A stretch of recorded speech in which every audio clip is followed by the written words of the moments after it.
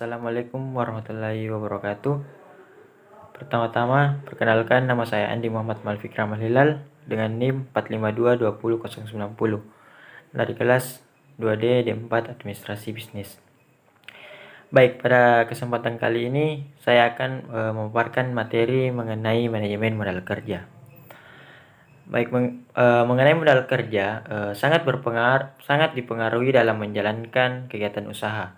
Setiap perusahaan tentunya membutuhkan modal kerja dalam melakukan kegiatan operasional sehari-hari. Untuk menunjang setiap aktivitas yang ada dalam suatu perusahaan, tentunya diperlukan modal kerja yang cukup dan baik dalam hal kualitas maupun kuantitas. Dengan adanya modal kerja yang cukup dan baik, perusahaan tidak akan mengalami kesulitan dalam menghadapi krisis ekonomi atau masalah keuangan, sehingga perusahaan dapat beroperasi dengan baik dan optimal agar tujuan perusahaan dapat tercapai. Baik, selanjutnya kita masuk pada pengertian modal kerja. Pengertian modal kerja menurut para ahli yang pertama menurut Kashmir. Dalam bukunya pada tahun 2016 halaman 250, modal kerja adalah modal yang digunakan untuk melakukan kegiatan operasi perusahaan.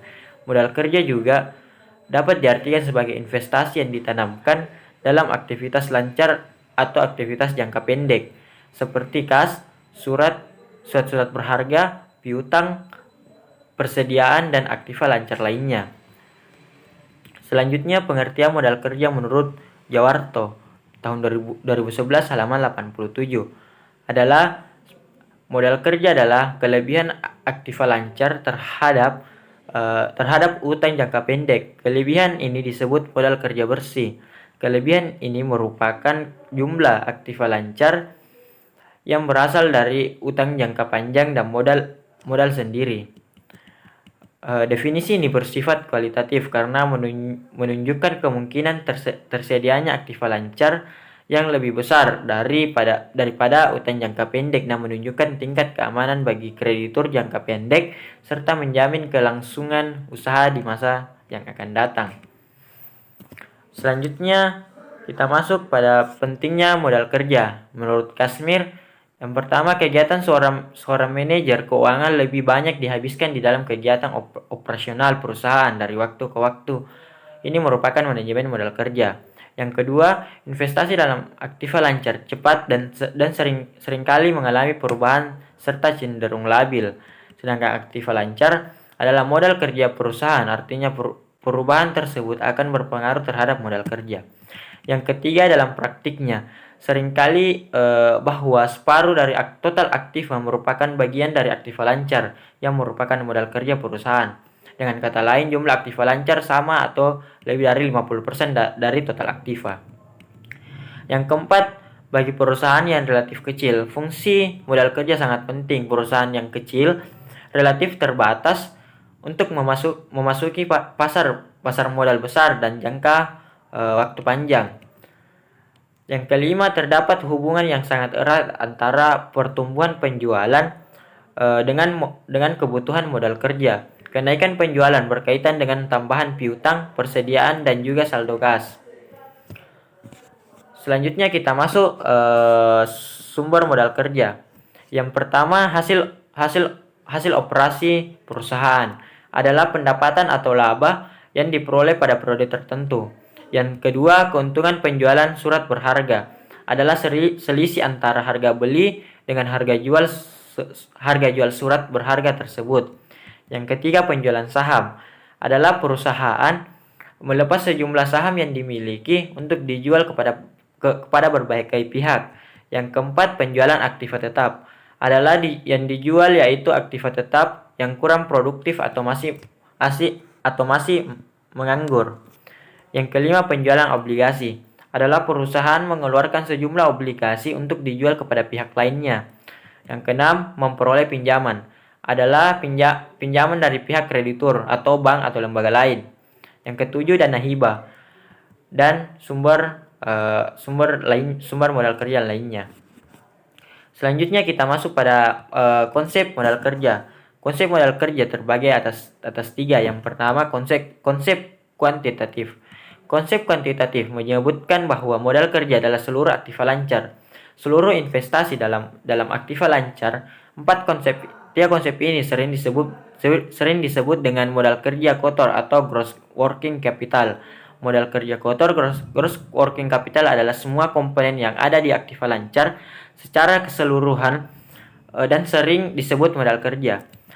Selanjutnya bagian yang kedua itu konsep kualitatif. Konsep kualitatif merupakan konsep yang menitik beratkan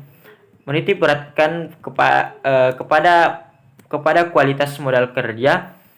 Dalam konsep ini melihat selisih antara jumlah aktiva lancar dengan kewajiban lancar. Konsep ini disebut modal kerja bersih atau net working capital.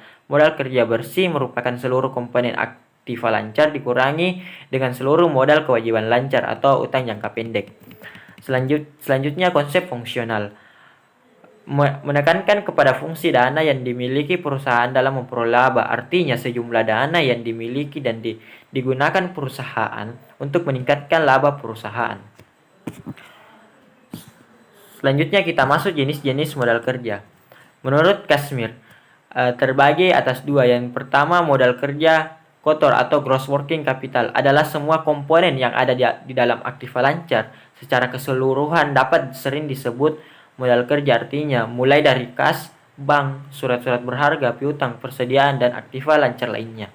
Yang kedua, modal kerja bersih atau net working capital merupakan seluruh komponen aktiva lancar dikurangi dengan seluruh total kewajiban lancar atau utang jangka pendek. Utang lancar meliputi utang dagang, utang wesel, utang bank jangka pendek atau 1 tahun, utang gaji, dan utang lancar lainnya. Sedangkan menurut Jarwanto, modal kerja terdiri dari beberapa jenis. Yang pertama, modal kerja permanen. Modal kerja permanen yaitu modal kerja yang harus tetap pada perusahaan untuk menjalankan fungsinya, atau dengan kata lain, modal kerja yang secara terus-menerus diperlukan untuk kelancaran usaha. Modal kerja permanen dibagi atas dua lagi, yaitu modal kerja primer dan normal. Primer yaitu jumlah modal kerja minimum yang harus ada pada perusahaan untuk menjamin kontinuitas usahanya. Yang kedua, modal kerja variabel, yaitu modal kerja normal, yaitu jumlah modal kerja yang diperlukan untuk menyelenggarakan luar produksi yang normal.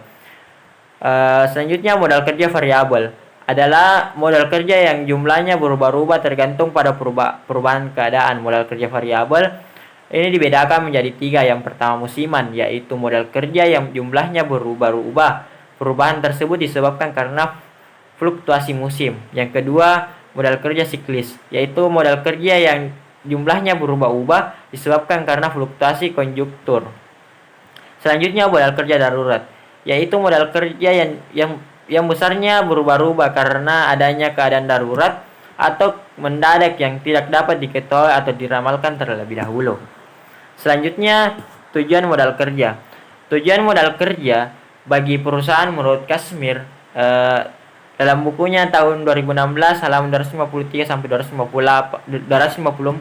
ada 8 bagian, yaitu yang pertama, guna memenuhi kebutuhan likuiditas perusahaan. Yang kedua, dengan modal kerja yang cukup perusahaan memiliki kemampuan untuk memenuhi kewajiban pada waktunya.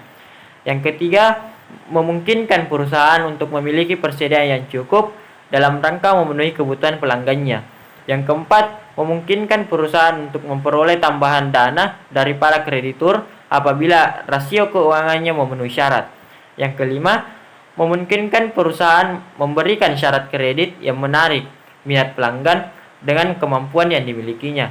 Yang keenam, memaksimalkan pengguna aktiva lancar guna meningkatkan penjualan dan laba.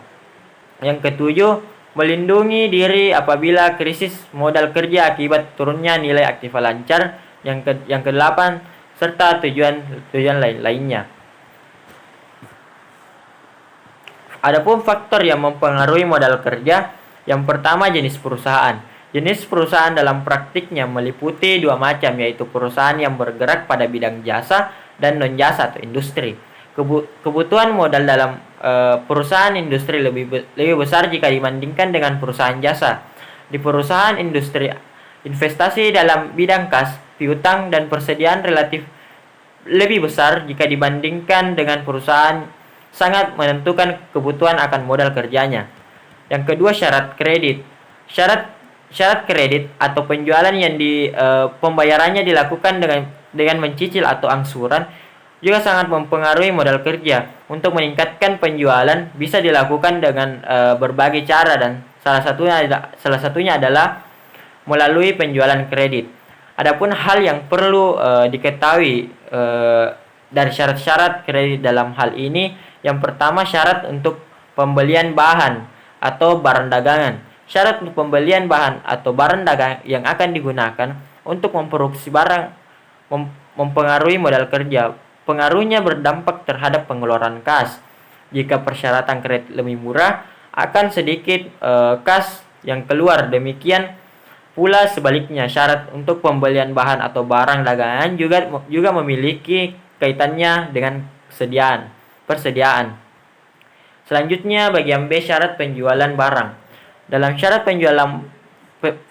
penjualan, apabila syarat kredit diberikan relatif lunak seperti potongan harga, modal kerja yang dibutuhkan semakin besar dalam sektor piutang. Selanjutnya, waktu produksi. Untuk waktu produksi artinya jangka waktu yang digunakan untuk memproduksi suatu barang, maka akan semakin besar modal kerja yang dibutuhkan. Selanjutnya, tingkat perputaran persediaan. Berpengaruh tingkat perputaran sediaan terhadap modal kerja cukup penting bagi perusahaan. Semakin kecil atau rendah tingkat perputaran, kebutuhan modal kerja semakin tinggi. Demikian pula sebaliknya. Baik, yang ke-8 yaitu metode perhitungan kebutuhan modal kerja. Yang pertama, kecepatan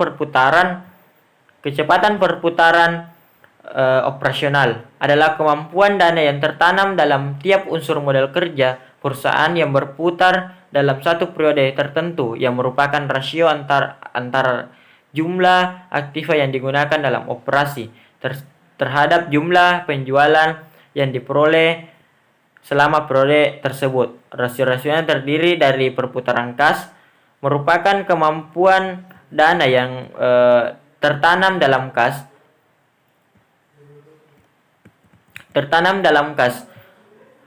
berputar pada periode tertentu. Jumlah kas yang ada dalam perusahaan hendaknya tidak kurang dari 5% sampai 10% dari jumlah aktiva lancarnya. Adapun rumus dari perputaran kas yaitu penjualan dibagi kas rata-rata. Selanjutnya, perputaran piutang merupakan kemampuan dana yang tertanam dalam piutang berputar pada saat periode tertentu. Rumus dari perputaran piutang yaitu perputaran piutang sama dengan penjualan dibagi piutang rata-rata. Selanjutnya, lamanya perputaran setiap unsur modal kerja terbagi atas dua, yaitu lamanya perputaran kas merupakan periode rata-rata yang diperlukan untuk mengumpulkan kas dalam satu periode. Standar pengumpulan kas 15 hari. Adapun rumus lamanya perputaran kas yaitu lamanya perputaran kas sama dengan 360 dibagi perputaran kas. Selanjutnya, lamanya perputaran piutang. Periode rata-rata yang diperlukan untuk mengambil piutang menjadi kas dalam satu periodenya. Standar umum pengumpulan piutang yaitu 60 hari atau 7,2 kali. Rumus dari lamanya perputaran piutang yaitu lamanya perputaran piutang sama dengan 360 dibagi perputaran piutang. Selanjutnya, bagian yang ketiga yaitu lamanya perputaran modal kerja keseluruhan. Merupakan jumlah lamanya perputaran keseluruhan unsur-unsur modal kerja. Adapun rumus dari lamanya perputaran modal kerja keseluruhan yaitu sama dengan lamanya perputaran kas ditambah lamanya perputaran piutang. Selanjutnya, kecepatan perputaran modal kerja keseluruhan merupakan jumlah lamanya perputaran modal kerja jika turnover modal kerja rendah yang berkaitan terhadap kelebihan modal kerja yang mungkin dapat disebabkan oleh rendahnya inventory turnover, piutang atau adanya saldo kas yang terlalu besar. Rumusnya yaitu kecepatan sama dengan 360 dibagi lamanya perputaran modal kerja keseluruhan. Selanjutnya, kebutuhan modal kerja. Kebutuhan modal kerja merupakan tingkat kemampuan perusahaan menghasilkan modal kerja dalam satu periode tertentu yang dicantumkan dalam rupiah. Adapun rumusnya, kebutuhan sama dengan penjualan dibagi kecepatan perputaran modal kerja keseluruhan. Selanjutnya, modal kerja yang tersedia merupakan tingkat kemampuan perusahaan dalam menghasilkan modal kerja yang tersedia untuk memenuhi kebutuhan perusahaan dengan cara mengurangi aktiva lancar dengan hutang lancar. Rumusnya, modal kerja yang tersedia sama dengan aktiva lancar dikurang hutang lancar. Yang terakhir, kekurangan atau kelebihan modal kerja merupakan tingkat kemampuan perusahaan dalam menghasilkan modal kerja dengan mengurangi kebutuhan modal kerja dengan modal kerja yang tersedia. Rumusnya sama dengan kebutuhan modal kerja dikurang modal kerja yang tersedia. Baik, mungkin itu materi yang sempat saya sampaikan. Sebelum saya tutup, ada kata-kata dari Bob Sadino. Dia mengatakan bahwa jangan pernah berprinsip harus ada uang untuk memulai usaha. Coba kata itu dibalik, jadi harus ada usaha untuk menghasilkan uang. Baik, lebih dan kurangnya mohon dimaafkan. Wabillahi taufiq wal hidayah. Wassalamualaikum warahmatullahi wabarakatuh.